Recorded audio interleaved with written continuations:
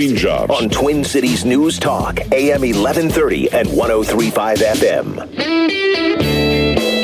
Patrick confessed that he choked Dixon using a leash at the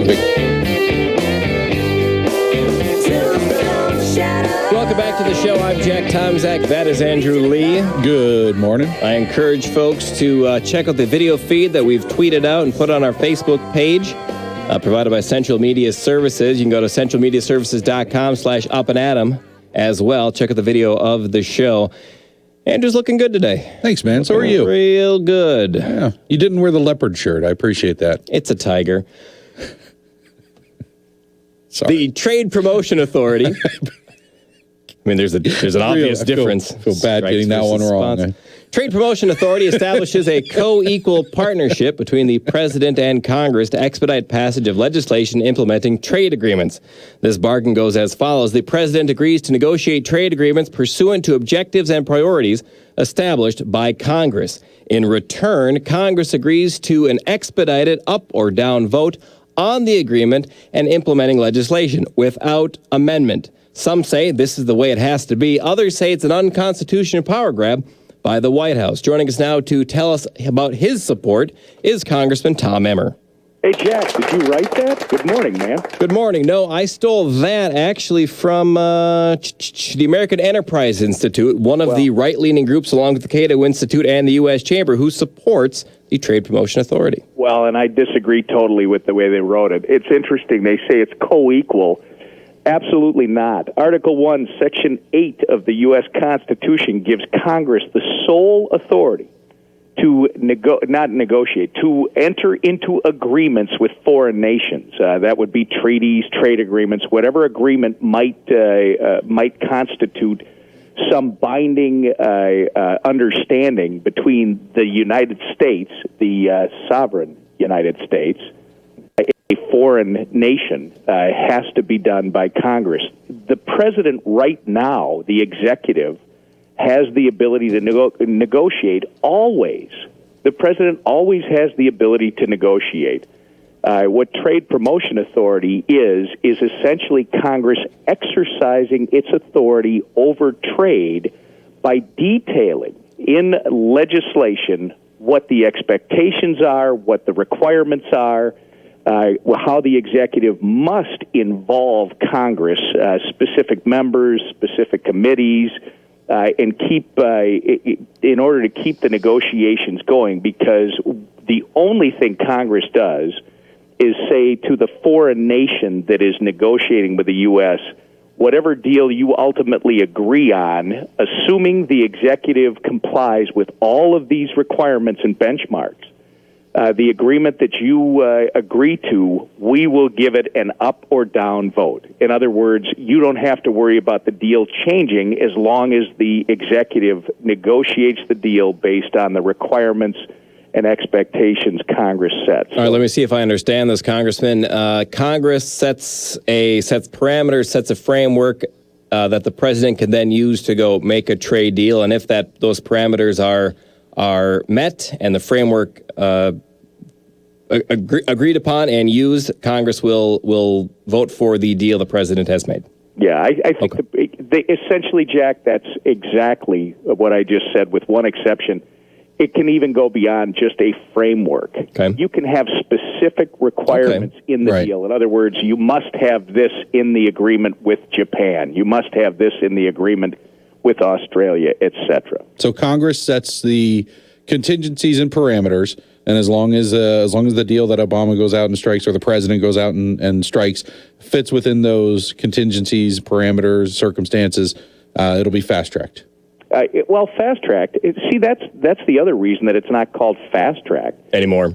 The only issue when they used that term was this, and this is probably why AEI calls it expedited. Mm-hmm. First off, let's back up. If Congress has the sole authority to enter into agreements with foreign nations, ask yourself, what is the mechanism for Congress to actually negotiate a deal? Is it going to be all 535 members of Congress negotiating with a foreign nation? Road trip. Is it going to be the chairman of the different committees? Is it going to be one committee with the chairman and all the members? There is no mechanism for Congress to do this. And if you study trade history in this country, up until, well, for the first 150 years or so, it was all based on tariffs. Okay. Once you got past just a tariff, the issue became more complicated because they started throwing in environmental issues. They started throwing in health issues. This is why the complex nature of the agreements today requires some point of authority to negotiate the agreement. By the way, we should also make it clear, because I think there's a misunderstanding. A lot of people will argue that by allowing a trade agreement, you're giving people access to our markets and you're going to displace American workers. First off, there are studies that say just the opposite. And if you study history, Smoot-Hawley was protectionist legislation passed right before the Great Depression that had a devastating impact on the American private economy and jobs in America. More importantly, from my perspective, the tariffs for products coming into our country today are among the lowest in the world. You're talking on average 2 to 2.5%. So while they being outside foreign producers, already have access to our markets, trade protection or trade promotion authority, which would just give the executive the ability to negotiate a deal. If we have trade agreements with other countries, it gives us, our producers, full and fair access to other markets. So, Congressman Emmer, who we are talking about, the Trade Promotion Authority, how does this work on a practical level without a trade agreement? If a company wants to sell its products to another company in a foreign country, they can't, or it's more difficult, or what's the reality? Well, first, let's focus it on Minnesota, which your listeners will be particularly interested in.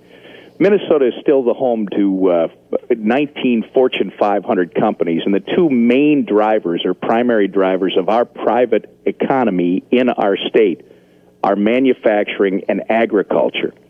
Now, to your question, we'll just use agriculture. Our beef producers, our poultry producers, our corn producers, whatever it might be, wheat, our ag producers run into non-tariff trade barriers in foreign countries, and if we use the Asian Rim, whether it's pork or some other commodity, we get denied, or the access to that market, the obstacles are incredibly steep. So the idea is a trade agreement would level that playing field and make sure that, whether you're selling to Japan or you're selling to China or you're selling to New Zealand, et cetera, you will have an ability to access those markets without worrying about sudden trade barriers being put in place, frankly, that discriminate against U.S. products. Now, Congressman, it's this. The TPA has expired in 2007. We've been going without since. Is that correct? And what has been the reality for Minnesota companies wanting to do business in other countries because of that? Well, and here's the thing. The Trade Promotion Authority has been passed. They called it Fast Track in 1973. They've called it Trade Promotion Authority, I think since the 90s. Before that, Franklin Delano Roosevelt was, in fact, the first one given authority from the Congress to negotiate agreements, and that was with relation to trade agreements. My understanding is every president since Franklin Delano Roosevelt at some point in time has had some type of direction. What has been the reality of Minnesota companies wanting to do Clinton business? Had it for a year or two under his presidency, and the thing expired. When they pass these, Jack, what they do, what Congress does, is Congress actually outlines not only the do's and don'ts, not only the specifics of what the executive must do in order to comply with the authority, but they also time limit it. So it expires, and it has to be renewed because, as a practical matter, the world changes. So Congress doesn't want to turn over an authority for an indefinite period of time because that would do two things. One, it would assume the world's not changing. And two, that literally would be abdicating its responsibility under the Constitution for trade. Congress has to constantly be reevaluating how the negotiations take place, and it has to put those requirements in legislation for the executive. So it did expire, I want to say 2007 sounds right. It might have been a little bit later. Don't have that number right in front of me, but it expired, and much like it did under Clinton, and it wasn't renewed, it was renewed at some point under GW. And then it expired under Obama. And it's interesting, you know what I hear typically, and you guys probably hear this too from your listeners, you hear two complaints. One, I don't want to give this president any more authority. You know, that's in fact, I hear that from conservatives all the time, and they have to get their head around the fact that Congress has the sole authority, and Congress can limit anything the executive does in this regard. And I told you, including making sure you involve members of Congress, specifically Representative Paul Ryan out of Wisconsin, who's the Ways and Means chair. Ryan would have the authority, as I understand it, if the Trade Promotion Authority is in fact passed. Ryan, among others, would have the authority as the chair of the Ways and Means Committee to come to the House floor at any time during the negotiations and move a resolution which would, in effect, eliminate the executive's authority under the proposed legislation to negotiate if it is determined that the executive is doing something contrary to the legislative authority that's been granted, or is not doing something. So there is an ability for Congress to check the president if he steps out of line and goes off the rails and does not abide by what was agreed to. Now, Congressman, let's move it along to a story we had talked about earlier in the week. You got to go down to Guantanamo Bay, Cuba. I did. One day. Imagine this: you leave the Capitol at 4:30 in the morning, and you're back by 6:30 that night. And, where were you? Cuba. Well, yeah, and hopping down to Cuba for a few hours. Guantanamo Bay, and somebody asked me yesterday, well, how was it? And I said, it was both disturbing and reassuring at the same time. It's disturbing because we still have 122 quote unquote detainees. These are enemy combatants. And Andrew will remember, a couple years back, we used to have this discussion when, before they upgraded to you, Jack, before you were in that chair, we used to have this discussion about enemy combatants. These are people who seek to harm American citizens, American interests, America in general. This president has been releasing them, which, try the 5 that he released, I think, last year to Afghanistan. Why did they release them? Well, because he says he's going to get rid of all the detainees. These are some of the worst of the worst. He releases, or his administration releases, 5 of them to Afghanistan into the care of the government, who says we're going to monitor them, we're not going to allow them to travel outside of the country, etc. Well, then the government changes, and guess what? None of the requirements are followed. You can't track whether they have re-engaged against America, and you can almost assume that they have. I don't want to get into the details that they gave us, but that was disturbing. More disturbing to me is they treat these enemy combatants better than we treat American citizens. They have access to medical and dental care that people in Minnesota don't have in many cases, and they get treated as though they're supposed to be afforded constitutional protections like an American citizen. We're talking with Congressman Tom Emmer about the U.S. Detention Center facility in Guantanamo Bay, Cuba, and his trip down there. Now, Congressman, question for you on this topic. Who are we to trust when the federal government decides to take people, non-U.S. citizens, and then lock them up indefinitely? Should there be a check on that? It's not indefinitely. I do think that military tribunals are the ones that should be resolving these questions. as opposed to American courts when you're dealing with those that are accused. First off, they're not citizens of the United States. Second, they are accused of doing some heinous act or acts in terms of killing or destruction, things that harm significant American interests and or specifically American citizens. So, when they are incarcerated and when they're incarcerated and they're held, there is a process. But I don't think you fly them to New York, Jack, and try them in a court of law in New York. I think you create military tribunals and you give them their day in court there. By the way, I think I said Afghanistan with respect to the 5 that were released. It was a cutter. Okay. So. Now, Tom, were there U-Haul trucks down there? The president said when he was running he was going to close that place down, so I assume they're packing stuff up at this point? I don't think you will ever see Guantanamo Bay get closed. Never say never. But the U.S. and Cuba entered into an agreement in 1903, I believe it was, for Guantanamo Bay, which that base, Jack, it's one of the keys to our national security in the Western Hemisphere. And what's happened is it was renegotiated, I want to say, in the 30s. The United States pays Cuba a little more than $4,000 a year for that base. And while the president has made it very clear that he wants to make sure all of these detainees are released, which it should be very disturbing to Americans, but he wants to do that, I don't know that you're ever going to see the base itself close. Got one question for you, Tom. Caller on the line, which is more calls than I got all of last week. Mike in Clearwater. Good morning, Mike.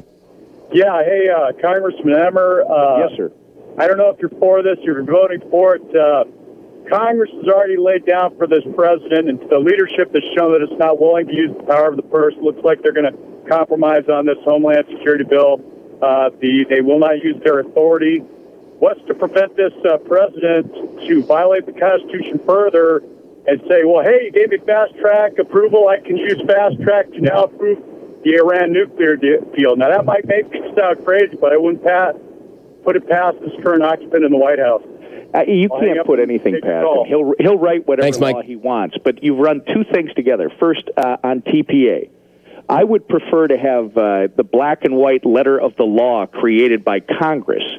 Because, and when I say that, rather than leaving it to this executive who will write his own law and then leave it up to the Supreme Court to interpret whether or not the president had the right to write his own law, I'd rather have Congress set those requirements than leave it to either the executive or to the judicial branch.